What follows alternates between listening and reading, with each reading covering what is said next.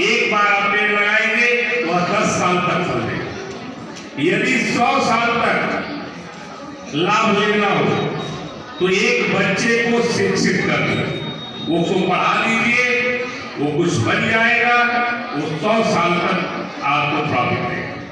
तो हमारे ऊपर बहुत बड़ा दायित्व है कि हम उस नर्सरी को तैयार करें जो 100 सालों तक हमको लाभ हो। अब ये बेसिक साहब ने कहा था कि हम लोग सबसे अच्छे हैं, हम लोग वो काम करते हैं जो अन्य नहीं करता। हम लोग तो सारे इंजीनियर, डॉक्टर, वकील, जितने भी प्रोफेशनल हैं सबको हम तैयार करते हैं, हम जनरेट करते हैं। हम लोग फैक्ट्री है, हमारी कोई तुलना नहीं है अन्य फैक्ट्रियों से। हम मानवीय पूंजी को तैयार करते हैं। जरा सोचिएगा, आज हम जो 50 साल 30 साल के बाद जो हम इस इम्प्रूवमेंट को देख रहे हैं, इस हाल में बैठे हैं, इससे पहले की कंडीशन क्या रही होगी जब हम छोटे थे? उन शिक्षकों का क्या दायित्व रहा होगा जो हमको इस तरह का बनाए, जो आज हम आकर के इस 30 साल 40 साल के भारत के निर्माण में अपना योगदान दें। अब आपका क्या दायित्व है जो आने वाले 30 साल में, आने वाले 50 सालों में आप कैसे भारत का निर्माण करें? थोड़ा सा सोच लीजिएगा। तो बहुत बड़ा दायित्व है हम लोगों के ऊपर। बस केवल सबसे बड़ा चीज है कि हमारा भरोसा कैसे बने। हम शिक्षकों को जिस दिन हमारे अधिकारियों का हमारे शिक्षकों पर भरोसा हो जाएगा, हमारे शिक्षकों को हमारे बच्चों पर भरोसा हो जाएगा, उसी दिन हम हर चीज को रिपोर्ट कर लेंगे। क्या आपको महसूस होता है कि जो बच्चे आपके आते हैं उनका आपको भरोसा है कि वो निपुण है? बताएं। जिस दिन हम इस भरोसे को जीत लेंगे उसी दिन हम निश्चित है हम उस बच्चे को निपुण बना देंगे, उस विद्यालय को निपुण बना देंगे और उस ब्लॉक को निपुण। भरोसा जीता कैसे है? जैसे हम अपने बच्चे की मुस्कान देखते हैं, खुश होते हैं ना। जब बच्चा विद्यालय से जाते हैं तो जब बच्चा सामने आता है तो बड़े खुश होते हैं। मुस्कान देखकर, अपने एक बच्चे की मुस्कान देखकर भी खुश होते हैं। और हम लोगों का दायित्व है कि हम 2 करोड़ बच्चों की मुस्कान देखना है। तो इसमें सबसे बड़ी बात है कि जो भी हम काम करते हैं उसको निष्ठा से करें, नौकरी समझ के नहीं करना।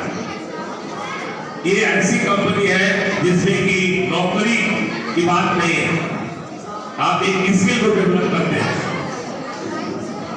आप ये लगाव रखिए बच्चे के साथ।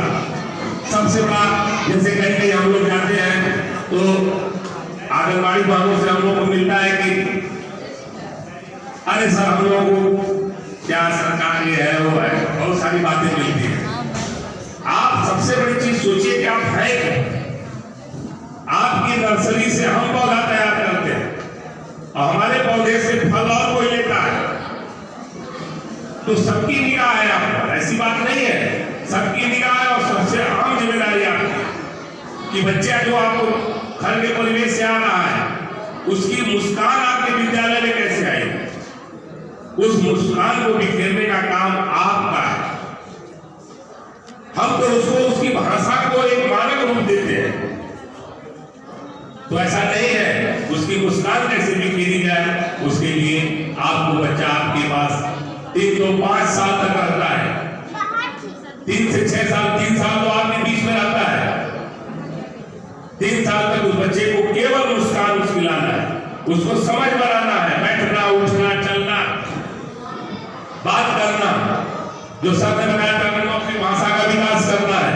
मौखिक भाषा का विकास कहां से आएगा? उसको वो परिवेश से बहुत सारी चीजें सीख के आता है, वो सब कुछ जानता है। एक बच्चा अपने परिवेश से लगभग 2000 से 2500 शब्द सीख के आता है।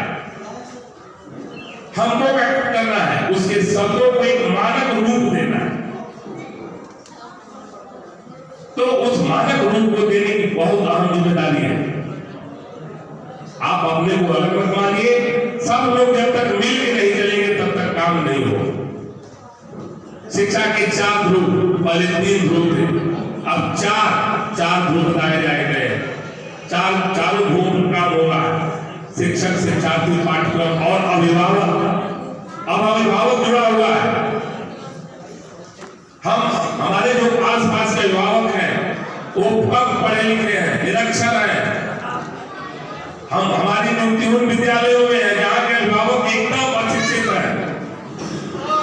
उनको तराशना है, उन बच्चों को तराशना है, उन अभिभावकों को तराशना है। उन अभिभावकों में कैसे जन आंदोलन की मुहिम को हम आगे बढ़ाएं, उस पर कार्य करना है। हमको उन अभिभावकों को जगाना है और इसको जगाने के लिए हमारी महिला शिक्षिकाओं का अहम रोल है। क्योंकि जब आप उनको बुलाएंगी, अपनी बात कहेगी, तो आपसे खुल के वो महिलाएं, बच्चे की माताएं बात करेंगी। तो सबसे अहम बात है कि हमारे बच्चे विद्यालय में कैसे आए और कैसे रुके, उसके लिए अभिभावक को जागरूक करिए, जन आंदोलन का रूप दीजिए। ये जितने कार्यक्रम चलाए जा रहे हैं, एक जन आंदोलन की मुहिम है। हम लोग यहाँ बैठे क्यों हैं? इसीलिए एक जन आंदोलन का रूप दे करके हम अपने समुदाय को जागरूक करें। समय समय पर विशेष कार्यक्रम चलाए जा रहे हैं। हमको समुदाय में जाना चाहिए। अभिभावकों को पर्सनल बनाइए।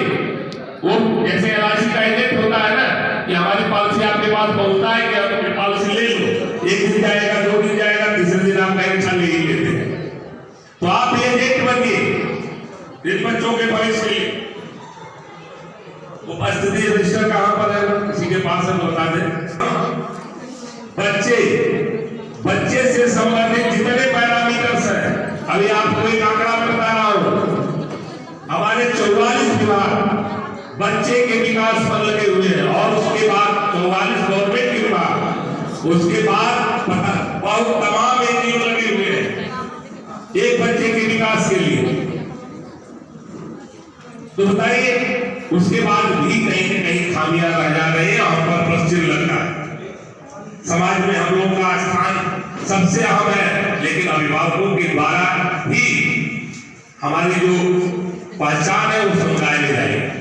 जिस विद्यालय के अभिभावक सक्रिय हैं, वहाँ के टीचरों की, वहाँ के पूरे विद्यालय परिवेश, गांव में प्रचार अपने आप हो जाता है।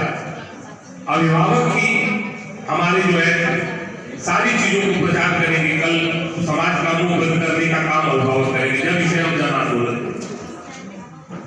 तो जो भी काम करें, हम ये नहीं कर रहे, हम लोगों को बहुत बड़ा लक्ष्य नहीं है निपुण कोई अधिकतम मिनिमम योग्यता है, जिसके लिए पूरा हमारे सामने चैलेंज लिया है। यह हम लोगों का स्वर्णिम काल है, चरनिया का एक सौभाग्य है। शिक्षा के क्षेत्र में स्वर्णिम युग है कि ऐसे मुखिया के निर्देशन में हम लोग काम कर रहे हैं और हमें अपनी प्रतिभा बिखेरने का अवसर मिला है, मंच मिला है। फिर दोबारा हो सकता है न मिले। तो इस अवसर का आप सब अध्यापक, सभी लोग पूरे मनोयोग से लाभ लीजिए और दिल के साथ, दिमाग से नहीं, दिल से बच्चे के साथ जुड़िए और कार्य करिए। निश्चित ही हमारा जो है हर बच्चे के चेहरे पर मुस्कान लौटेगी और हम लोग अपने मुखिया के निर्देशन में इस ब्लॉक को सुपर 50 में चयनित है, तो इसको पहले बना करके दिखा दें। इसी बातों के साथ मैं अपनी बात को विराम देता हूँ।